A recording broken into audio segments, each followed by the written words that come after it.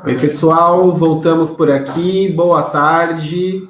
Espero que todas e todos vocês tenham aproveitado bem a primeira parte do dia, com muitas reflexões, painéis muito potentes, com pessoas incríveis e que esses minutos de intervalo tenha dado para tomar uma água, tomar um café, enfim. Então, vamos lá para essa segunda parte desse nosso evento, desse segundo dia. Me apresento, meu nome é Robert, mas podem me chamar de Hobbs. Eu sou um homem negro, gay, cis, sem deficiência, com cabelos cacheados e castanhos. Estou usando um óculos de armação marrom, uso barba e hoje visto uma bata branca com tecido estampado, colorido, em verde, vermelho, amarelo e preto. Também uso um brinco de argola e agora a gente segue para um bloco que toca em aspectos fundamentais para a construção de ambientes também mais diversos, mais inclusivos.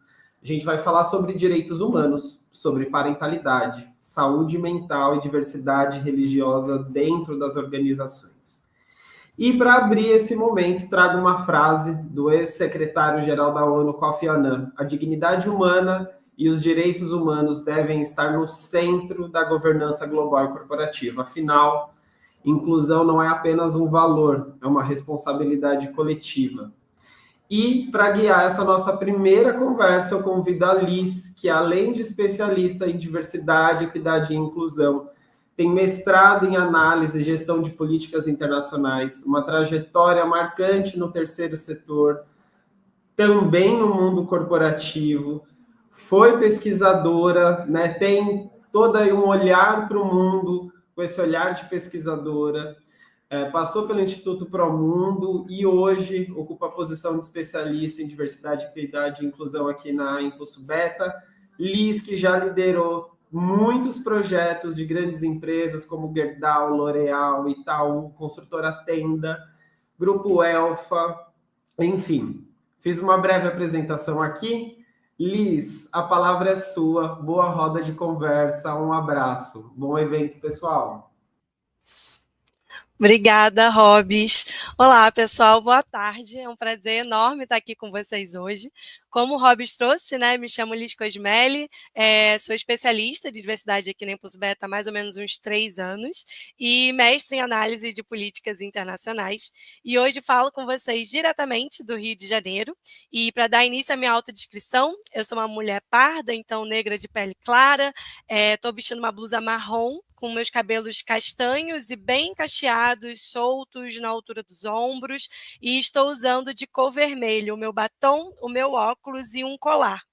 E gostaria, né, de dar início a esse painel que está tão especial para a gente hoje, com esse tema, como o Hobbs trouxe, né, de extremamente importante, porque nem sempre fica muito clara a conexão de como que os direitos humanos dialogam diretamente com a agenda de diversidade, equidade e inclusão. Então, por isso, ao longo dessa nossa conversa, a gente vai discutir como que as diretrizes legais oferecem sustentação para essas iniciativas, os desafios e os retrocessos que a gente vem enfrentando nesse cenário atual e de que forma esse movimento ele impacta tudo que a gente vem conquistando ao longo desse tempo. Mas eu não estou aqui sozinha e para aprofundar esses pontos eu trago aqui hoje 2 grandes especialistas no tema. Então é um prazer contar com a participação do Luiz Gustavo, o LG, que é especialista em estratégia de promoção de direitos humanos, inclusão e responsabilidade social corporativa dentro das empresas, tendo atuado também como coordenador geral de direitos humanos e empresas no Ministério dos Direitos Humanos da Cidadania. Dá um oi pra gente, Luiz. Ei, Liz, oi pessoal, boa tarde a todos e todas. Obrigado. Boa tarde. Temos aqui também a Clara, advogada, sócia e head de empresas de direitos humanos, além de coordenadora pro bono na Tosani Freire Advogados. Prazer ter você com a gente, Clara. Prazer, pessoal. Consegue dar um oi? Oi, pessoal, boa tarde, muito bom estar com vocês. Prazer. Então, vamos dar início à nossa roda de conversa, e aí já passo a palavra para você, Clara, né? Trazendo para a gente qual a conexão que a gente pode estabelecer entre os direitos humanos com as políticas de diversidade, equidade e inclusão. Obrigada, Liz. Primeiro, boa tarde a todas as pessoas aqui assistindo a gente, a você, Liz, a Luiz e o Gustavo, LG. Então, estou muito contente de a gente conversar sobre esse assunto. Vou começar com a minha autodescrição. Eu sou uma mulher branca, bissexual, com cabelos escuros, predominantemente escuros, fora os fios brancos, curto. Estou com um colar indígena vermelho, branco e preto, uma blusa preta. Ao meu fundo tem um fundo branco desfocado. Quando a gente vai falar sobre diversidade, equidade e inclusão, é muito comum que a gente pense nesse tema como um tema de RH. E é de fato, em alguma medida, mas não 100%. Porque a origem dos temas da previsão, da possibilidade de se tratar de diversidade, equidade e inclusão, de se olhar especificamente para grupos minorizados e vulnerabilizados, vem de tratados e convenções internacionais de direitos humanos, lá desde a década de 70, então não é propriamente um tema novo, né? Apesar de ele ter se tornado popular como nos últimos 10, 15, 20 anos, a verdade é que ele é um tema antigo. E ele vem, quando ele vem dentro desse pacote de direitos humanos, ele vem primeiro com um dever geral de respeito aos direitos humanos. E esse é um ponto importante, porque quando a gente fala de diversidade, equidade e inclusão, normalmente as pessoas estão pensando em como aumentar a representatividade de grupos vulnerabilizados e minorizados, que é um ponto super importante, enfim, olhar para o desenvolvimento de carreira, para representatividade em todos os níveis hierárquicos, percentual, enfim, capacitação. Mas acho que um ponto preliminar e que precisa ser destacado é o dever de não violar direitos humanos. Ou seja, eu não posso discriminar. E isso não é uma escolha das empresas. Isso é um dever que está previsto na Constituição Federal, está previsto em diversas leis, como o Estatuto da Igualdade Racial, Lei Brasileira de Inclusão, enfim, poderia listar vários que tratam sobre diferentes grupos vulnerabilizados e minorizados. Vem também de tratados e convenções de direitos humanos, que tem no Brasil um status, desculpa, estou falando rápido, vou falar mais devagar para a nossa intérprete poder fazer com mais calma. E eu esqueci de dizer, meu sinal é esse aqui, perdão. Mas quando a gente fala sobre isso, então a gente tem que os tratados e convenções dizem expressamente que você não pode discriminar. E no Brasil, esses tratados e convenções de direitos humanos, eles têm status de norma constitucional, ou seja, valem a mesma coisa que a Constituição Federal, ou supralegal, ou seja, eles estão logo acima das leis e abaixo da Constituição Federal. E eles fazem essa distinção de, primeiro, não pode discriminar, e isso não é uma possibilidade, não é uma escolha das empresas ou das pessoas, é um dever.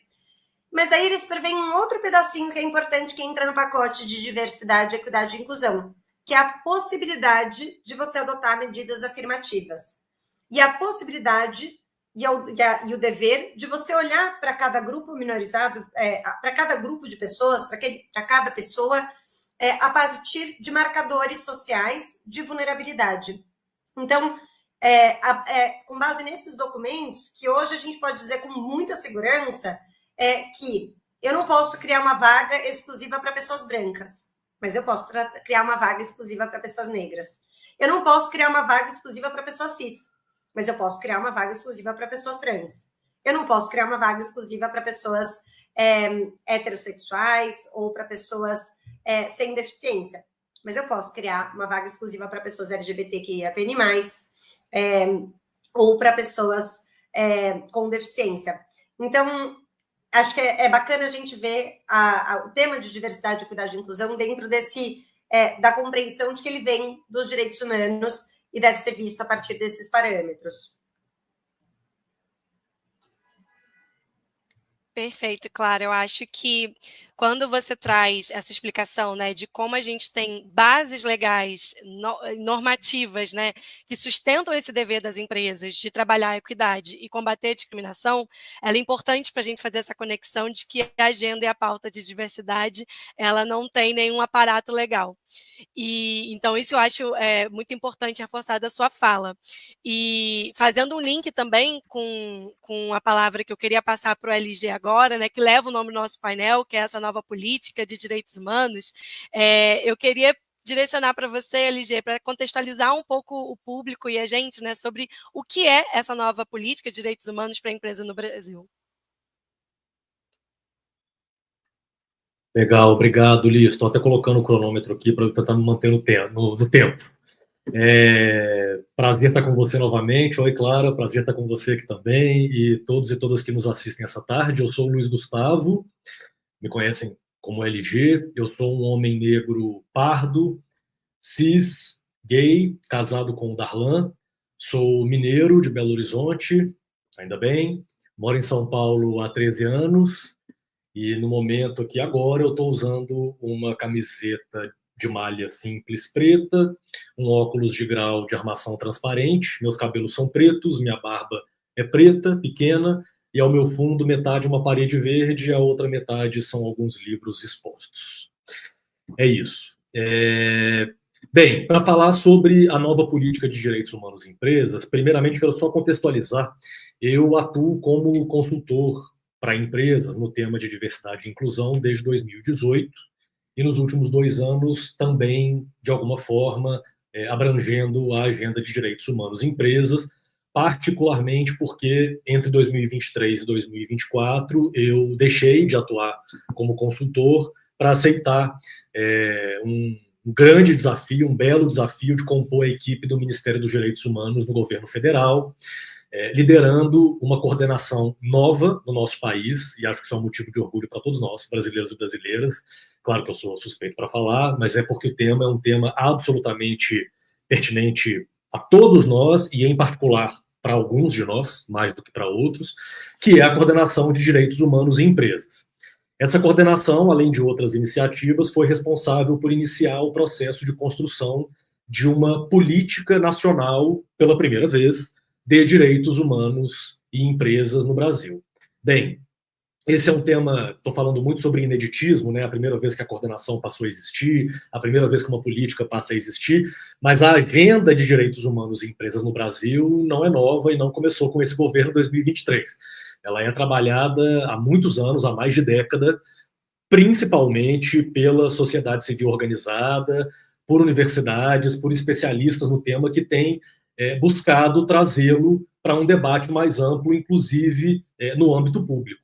Então, essa política ela vem como uma resposta a essa demanda, ou uma tentativa de resposta a essa demanda social sobre a agenda de direitos humanos em empresas, que espera que o Brasil, assim como outros países no mundo, avance para além de iniciativas voluntárias das empresas, quando a gente fala sobre proteção de direitos humanos, e que o Brasil avance, de fato, em legislações mais específicas sobre essa pauta. E aqui eu faço só um parênteses com o que a Clara trouxe, eu vou trazer também, de que o Brasil já possui uma legislação, seja nacional, seja constitucional, infraconstitucional, ou a partir das convenções internacionais das quais o Brasil é signatário, que tratam de elementos sobre direitos humanos nas empresas. Mas ainda carece de uma lei ou de um normativo que, de alguma forma, organize e avance em alguns pontos que ainda o Brasil não possui uma legislação específica, como, por exemplo, a responsabilização das empresas quando de riscos e violações de direitos humanos, a responsabilidade das empresas no processo de proteção e defesa dos direitos humanos relacionados às suas atividades. Então, é por isso que a política nasce, tá? Ela está num processo de construção, então eu sigo acompanhando à distância, então a gente não sabe, né, como esse texto no final vai sair, estamos todos acompanhando, mas desde o início do processo ela tem alguns objetivos, e esses objetivos são de propor medidas e ações para melhorar a efetividade de políticas ligadas à regulamentação das empresas quanto à promoção e defesa dos direitos humanos, a reparação das violações aos direitos humanos, o monitoramento dessas violações e, um ponto super importante, a implementação de políticas empresariais, ou seja, políticas internas de direitos humanos, de diversidade e inclusão, códigos de conduta, políticas de compliance, etc., que estejam em consonância com essas diretrizes nacionais e internacionais ligadas à proteção aos direitos humanos. Então, isso é um pouco sobre a política. Acho que quem tiver mais interesse pode pesquisar, porque ela está quente ainda, né? Ela está em processo de debate, mas tem muita coisa disponível na internet, inclusive, e a forma como ela se conecta à nossa conversa aqui, diversidade e inclusão, é um complemento ao que a Clara trouxe. acho que é importante observar isso por 2 ângulos, aqui trazendo na perspectiva da política. Primeiro, ela se conecta de uma forma mais ampla quando a gente pensa em inclusão social, e não em diversidade e inclusão como este departamento ou essa área que foi cunhada pelo meio corporativo para uma tradução corporativa da proteção a direitos. Vamos dar um passo para trás e falar nos processos de inclusão social. Quando a gente pensa em inclusão social, a Política Nacional de Direitos Humanos ela visa aumentar a eficiência da proteção ao direito à vida, ao direito à dignidade, ao direito à água potável, ao direito à moradia, e que a gente sabe que muitos grupos no país, como a Clara trouxe, alguns grupos particularmente mais vulnerabilizados, sofrem com o acesso a esses direitos por parte de alguns setores econômicos e das atividades empresariais, percebe? Então, esses mesmos grupos, quando a gente fala de trabalho análogo à escravidão, por exemplo, a gente está falando de uma maioria de pessoas resgatadas que compõem de uma população especificamente negra e majoritariamente masculina. É o mesmo grupo que a gente trabalha em diversidade e inclusão dentro das empresas, mas quando a gente pensa que esse é um direito que muitas vezes as empresas ameaçam ou violam, a gente está falando de uma perspectiva mais ampla de inclusão. E o segundo ponto é falar de diversidade e inclusão mesmo, como uma tradução corporativa para essa perspectiva de direitos. E aí, nesse sentido, a política nacional vai passar muito pela dimensão de direitos trabalhistas, essencialmente, do direito à não discriminação, o direito a um trabalho digno, a remuneração justa, o direito à não discriminação no ambiente laboral, direito ao não assédio no ambiente laboral.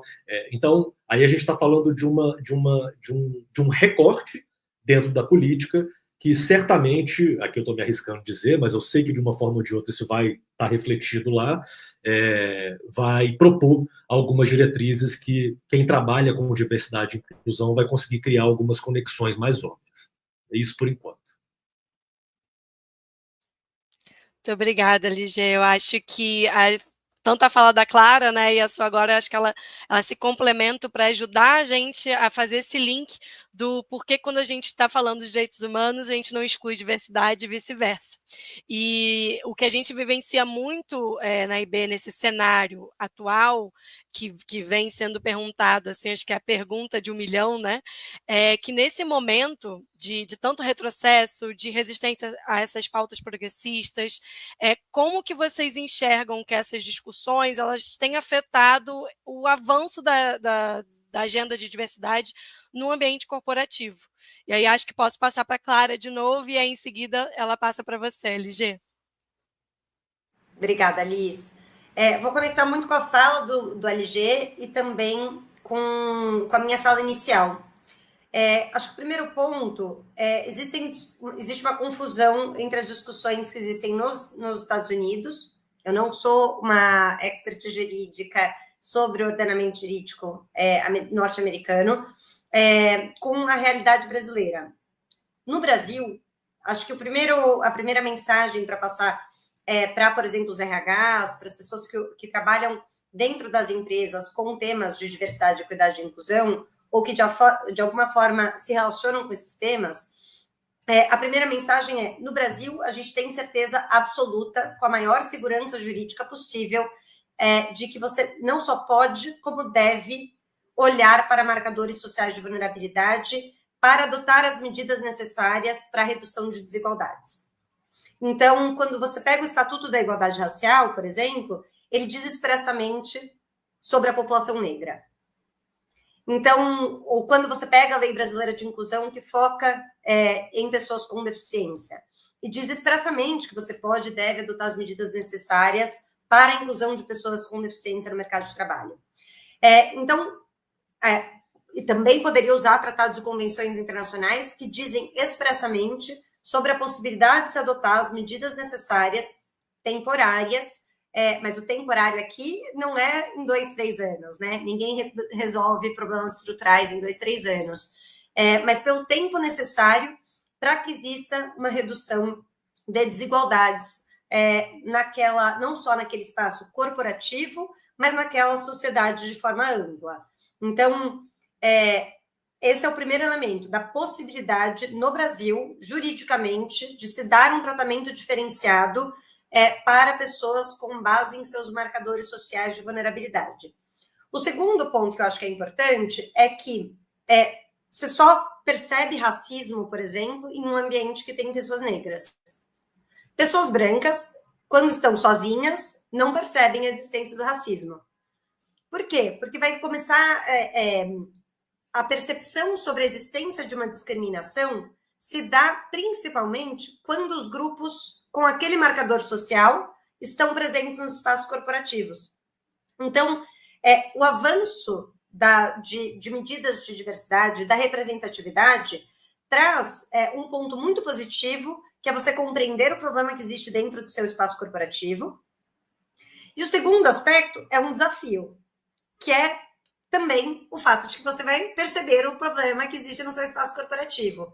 Então, as empresas precisam estar preparadas para isso. E é esse ponto que faz, muitas vezes, algumas das empresas quererem dar passos para trás. Porque dizem, na minha empresa nunca tinha denúncia de discriminação. Mas, claro, você só tinha pessoas brancas, então não tinha situações de racismo, por exemplo. Na minha empresa não tinha situação de assédio sexual, agora começa esse negócio de ter um monte de denúncia de assédio sexual. Mas você não tinha mulheres trabalhando na sua empresa. Então, quando você tem a presença de pessoas com determinados marcadores, ou pessoas com deficiência que precisam de acessibilidade, e daí você começa a ter que fazer adaptações razoáveis para que o seu ambiente seja compatível e adequado para a participação dessas pessoas em todas as atividades da empresa. Então, quando você tem essa participação, você, na verdade, tem a oportunidade de um aprimoramento da sua atividade empresarial, que é muito bom. E ele não só é bom para a pessoa que pertence a esse grupo vulnerabilizado ou minorizado, como também para as demais pessoas. E eu sempre dou o exemplo de meu cabelo, quando ele está longo, ele fica mais ondulado. E eu passei o início da minha carreira usando ele alisado. E eu não sou uma pessoa negra, eu não tenho cabelos crespos. Mas como existia um predomínio de pessoas brancas com cabelos lisos, eu achava que o meu cabelo não era adequado para o meu espaço corporativo. Então, da mesma forma, por exemplo, quando a gente pensa em inclusão de pessoas com deficiência intelectual, se você tem um espaço e consegue se comunicar bem com uma pessoa com deficiência intelectual, a linguagem fácil não é só fácil para a pessoa com deficiência intelectual. É fácil para todas as pessoas. Então, você torna o espaço adequado para 100% das pessoas. Você torna um espaço muito melhor para todas as pessoas. Então, acho que essa mensagem sobre a importância da representatividade, primeiro, sobre a possibilidade de se olhar de forma diferenciada para grupos minorizados e vulnerabilizados com base nos seus marcadores sociais de vulnerabilidade. Segundo, o fato de que isso não beneficia só as pessoas com deficiência, as pessoas que pertencem a grupos vulnerabilizados, mas sim todo o universo de pessoas. E terceiro, o fato de que te ajuda demais a ter um diagnóstico de quais são os pontos de melhoria daquele espaço corporativo também. Mas passo para a LG, que quero muito ouvi-lo. Bem, obrigado, Clara. Eu acho que a primeira, de novo, meu cronômetro aqui, acho que a pergunta é em que momentos que esse retrocesso e resistência, como que eles afetam, né? Acho que a primeira coisa é a gente acalmar a mente e entender que sim, afetam. Senão a gente não estava aqui nem fazendo esse evento, ontem e hoje, certo? De alguma forma, esses processos de resistência afetam os processos de avanço que não são de agora, que não são desse ano, que não são do Trump, que não são exclusivos do que a gente está vivendo agora. Então, eu tenho trazido para as minhas conversas que eu tenho notado um fenômeno interessante, assim, curioso, que é de observar muitos de nós, profissionais de diversidade e inclusão, dando uma panicada, né, a respeito disso que está acontecendo desde janeiro, quando, na verdade, movimentos sociais organizados, grupos representantes de pessoas e comunidades atingidos nas suas atividades empresariais e mesmo pessoas que integram esses grupos sociais vulnerabilizados experimentam esse processo de avanço-resistência, avanço-resistência, avanço-resistência há séculos, né?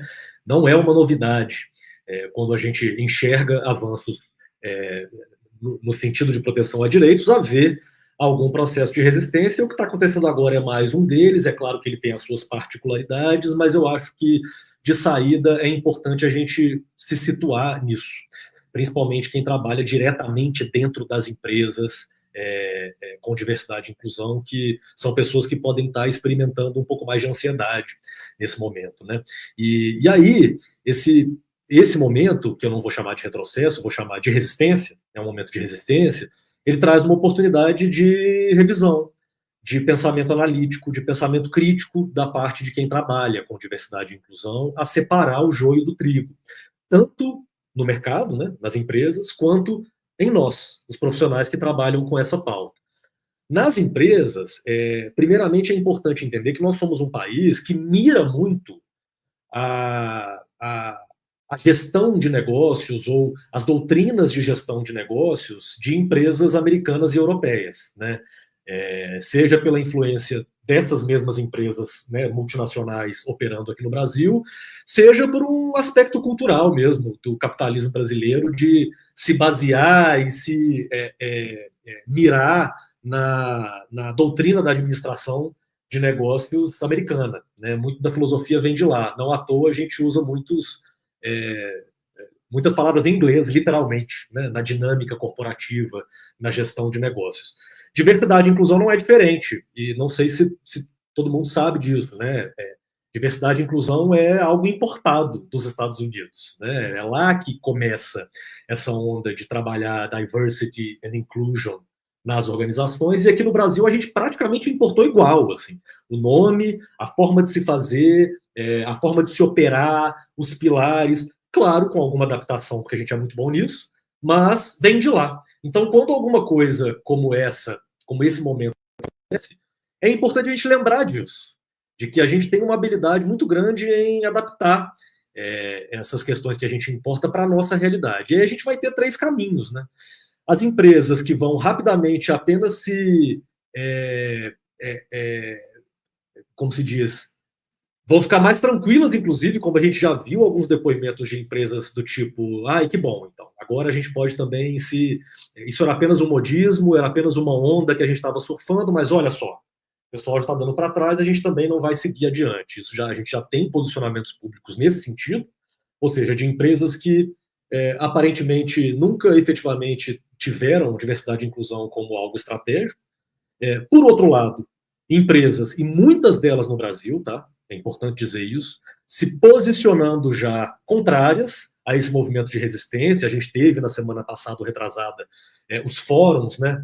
O fórum, a Iniciativa pela Equidade, pela Equidade Racial, o Fórum LGBTQIA+, o Movimento Mulher 360, iniciativas que congregam mais de 500 empresas no Brasil, lançaram um manifesto favorável à manutenção das políticas de inclusão. A gente tem um exemplo muito interessante, que é o exemplo do McDonald's, que é uma empresa multinacional que nos Estados Unidos anunciou a redução dos seus investimentos, mas essa semana o CEO do Brasil diz que não, que aqui no Brasil, por enquanto, isso não será refletido, e a própria B3, a Bolsa de Valores no Brasil, o CEO da B3 também se posicionou publicamente dizendo que, por enquanto, pelo menos, não há nenhuma previsão de retrocesso ou paralisia nas ações de diversidade e inclusão e de indução de diversidade e inclusão a outras empresas. Então, importante entender que para quem que a gente também tem dado mídia nesse sentido, né? Quais são os exemplos específicos que tomam espaço nos nossos debates, quando a gente tem sempre contra-exemplos. E a gente vai ter uma grande massa de empresas que não estão nem lá nem cá, que estão esperando um pouco, que estão aqui ouvindo esse evento. Pô, deixa eu entender um pouco mais a fundo o que está acontecendo para poder tomar alguma atitude e posicionamento. E isso me leva, para encerrar minha fala, para a questão de nós, profissionais de diversidade e inclusão, né? Eu acho que para a gente se manter firme nisso, são 2 questões. A primeira, a gente, como profissionais que trabalham estratégia, sermos estratégicos. Então, falar que as empresas estão recuando em diversidade e inclusão é muita coisa, gente. Quais empresas recuando no que especificamente? Está havendo redução de quadros e demissão ou está havendo redução de investimentos? Ou nenhuma das 2 coisas? As empresas estão apenas dizendo que não vão reinvestir em 2025. A gente está falando de empresas que vão cortar uma iniciativa específica ou toda a estratégia de diversidade? Essas empresas que nos Estados Unidos estão dizendo que vão recuar, cada uma delas está fazendo de uma forma diferente. Então, entender o que exatamente as empresas estão fazendo vai nos ajudar a redirecionar os nossos esforços e, principalmente, acho que um pouco do tema dessa conversa aqui comigo e com a Clara, um convite aos profissionais de diversidade e inclusão se munirem cada vez mais desse aspecto. Todo mundo virar um pouco advogado, assim, entender de que forma o nosso país já protege aquilo que a gente defende dentro das empresas. E aqui eu vou trazer um exemplo específico e um convite a todos estudarem mesmo.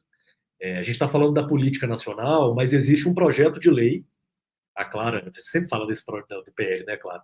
O projeto de lei 572 de 2022, que todo profissional de diversidade e inclusão deveria estudar e saber do que se trata esse projeto de lei.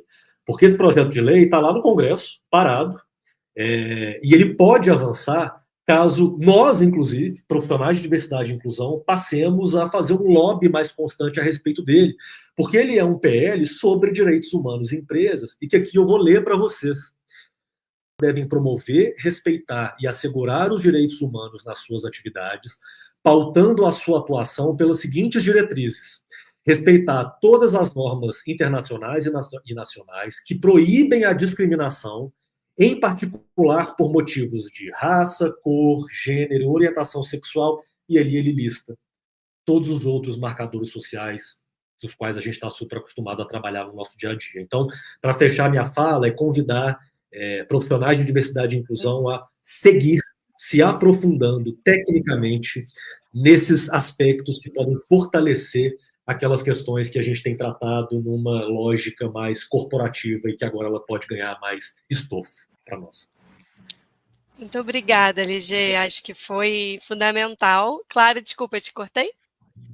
Não, queria só fazer, eu achei perfeita a fala do LG, e eu queria só fazer um adendo. Eu sei que a gente está chegando no nosso tempo, mas queria só, como talvez a minha última palavra, dizer sobre as pessoas trans. Porque eu acho que o principal retrocesso, e daí eu vou, diferente da LG, eu vou usar a expressão retrocesso, mas o principal retrocesso está em relação às pessoas trans, e eu acho que é fundamental a gente compreender que no Brasil não existe a possibilidade, juridicamente, de se cometer discriminação em relação a pessoas trans, nenhum tipo de violação ou violência, e eu faço esse destaque porque é esse o grupo que tem sido mais atacado, historicamente, mas principalmente nesse momento, e no Brasil, a LGBTfobia, ou seja, a discriminação contra pessoas que pertencem à comunidade LGBTQIAPN+, em especial, inclusive pessoas trans, está dentro do conceito de racismo, com base na visão histórica de que o nazismo, isso é um dos fundamentos da decisão do STF, Supremo Tribunal Federal, de que o nazismo não perseguia apenas pessoas judias, não perseguia apenas pessoas com base em sua etnia e religião, mas também com base em sua orientação sexual e identidade de gênero. Então, quero destacar isso, porque nesse momento histórico, a gente precisa falar sobre a impossibilidade de se discriminar pessoas trans, inclusive pela perspectiva de empresas de direitos humanos. Obrigada, Alice. Desculpa interromper. Obrigada. Não, imagina, Clara, muito obrigada. Eu poderia ficar aqui o dia inteiro falando, né, sobre todos esses temas, mas a gente chega ao final desse painel, passou bem rápido. Eu queria agradecer imensamente a participação de vocês, foi uma troca muito rica, com os insights extremamente relevantes, que acho que ajuda a gente a pensar em alternativas, de como seguir, né, firme nesse cenário tão desafiador que está sendo posto para a gente. Então, muito obrigada, Clara e LG, por compartilhar tanto conhecimento e experiência com a gente. Eu tenho certeza que a gente sai daqui mais inspirado também e com mais conhecimento sobre essa conexão de direitos humanos e diversidade. E agora eu passo a palavra para a Nayara, nossa especialista de diversidade aqui na IB, que irá conduzir o nosso próximo painel. Muito obrigada, gente. Nay, está contigo.